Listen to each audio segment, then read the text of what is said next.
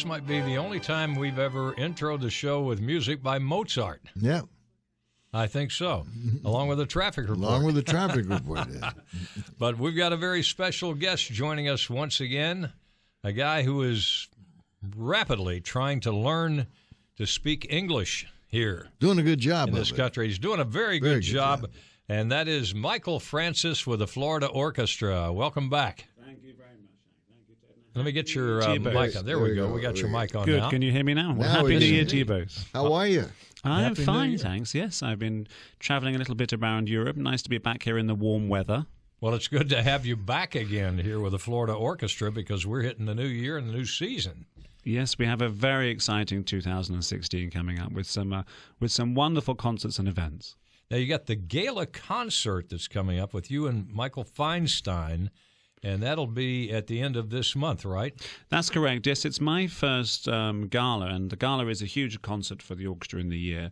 And we're delighted to have Michael Feinstein, a 5-time Grammy nominee, and he's the sort of champion of the Great American Songbook. So all your favorites, Hooray for Hollywood, Strike Up the Band, Isn't This Romantic? They Can't Take That Away From Me. I know all the stuff that you like, Jack. The people that love those oldies, and I'm not talking about the 60s or 70s, I'm talking about the 40s. 50s and 40s. Yeah. Yeah, and he does it better than anyone. It's a really tremendous show. So we really hope that people will come and enjoy this wonderful concert. And, of course, it's a gala, so there's a nice dinner that goes with it. And if you have not heard the Florida Orchestra, and I've heard it with Michael, and it is phenomenal. It is so full and rich. And you guys did a couple of things, and we were there at rehearsal. At the rehearsal, Aaron and I were over there, and it blew my mind. I mean, it was bigger and fuller and richer than anything you hear from John Williams or any of these guys that in the movies and that kind of thing. And that was just the rehearsal, Jack. Yes. It got even better by the concert.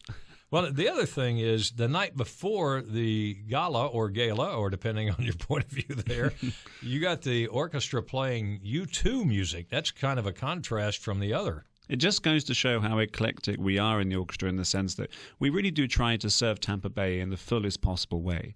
And I love the music of U2. My older brother was very obsessed with it, so this is sort of very much my generation, and he had all the early cassettes of Sunday Bloody Sunday and all these wonderful albums and Pride and With or Without You, these great songs and that. So I heard these growing up a lot. So I think it's fantastic music. And the Led Zeppelin concert we had recently was tremendously successful. So this may reach a slightly different audience, but we're really excited to be performing this great music. I'd like to hear the see orchestra. Never heard it. We got the CDs, a couple of CDs, and they're phenomenal. My wife's playing them all the time. But, I'd love to hear that Led Zeppelin, though. yeah, the Led Zeppelin, that would be something to behold with this full, rich, incredible orchestral sound.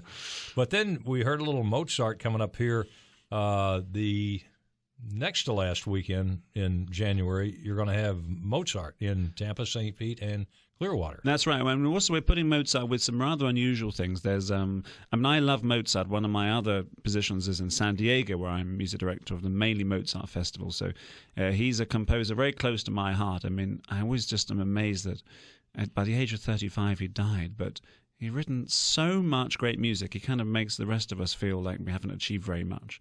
But an amazing composer, as we all know, and as you had on your introduction there with a little bit of Eine kleine Nachts music. But in that program, we also have a very unusual piece by John Cage, an American maverick composer, who famously wrote the piece 4 minutes, 30 seconds. I'm sure you know this one, which is the pianist will walk on stage and do nothing and sit there in complete silence, and the audience has to sit there silently as well. Well, this piece is the anything but silent. It's for 4 percussionists, the third construction, and there's an incredible array of instruments. So if you haven't heard a percussion quartet before, do come along.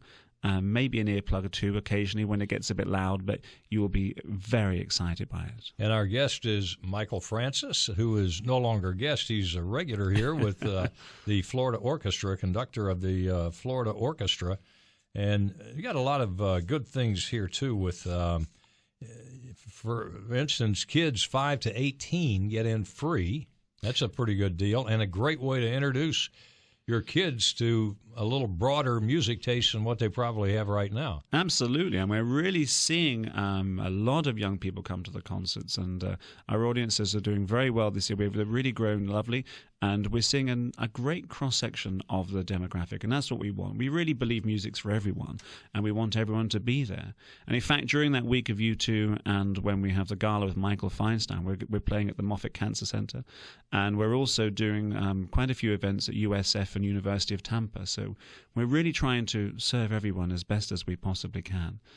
And tickets start at just $15. I mean, you can upgrade or whatever you want on there, but you can get in for $15. You can't beat that. And you got music from Final Fantasy, Distant Worlds Final Fantasy. What's that about?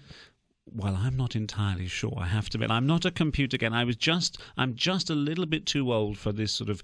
I just missed out. I was sort of the Spectrum ZX and the Atari generation, so I just missed out. But I know that the music is really fabulous with these computer games. It's and in fact, I should admit that actually when I was in the London Symphony Orchestra, we played the music for one of the Final Fantasy films.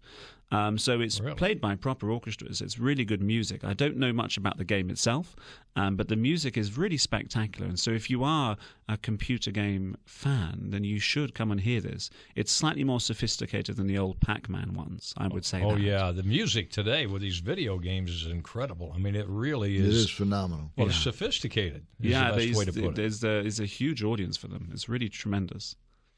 Incidentally, before I forget, you can get information about concerts, and believe me, you've got to catch a concert. I preferably like that 40s and Sinatra and 50s and whatever music they've got coming up here. But anything they do will be overwhelming, believe me. You go to floridaorchestra.org. Now, what's your favorite kind of music? If you go home and just sit around, and my wife listens to the Florida Orchestra now on CD, but what's your favorite? I think when I'm at home, I often try to switch off a little bit, so jazz will be on a lot, particularly if I'm cooking. I have a conceited impression that if I play jazz, I'm more creative in the kitchen. Who's your favorite artist? Well, I love Bill Evans. I love Stan Getz, and that really is, and of course Charlie Mingus. I was a bass player. I like that very much. And you were a bass player? I was a double bass player. I know. And then I turned to the dark side and took up conducting. Oh man! I know, that's it. Well, anyway, again, you can get information at floridaorchestra.org. And again, Michael, your English is getting better all the time, and it's great to have you on board down here. Well, it's Michael great Francis. to be back. Thank you so much, Eck, and thank you so much, Ted.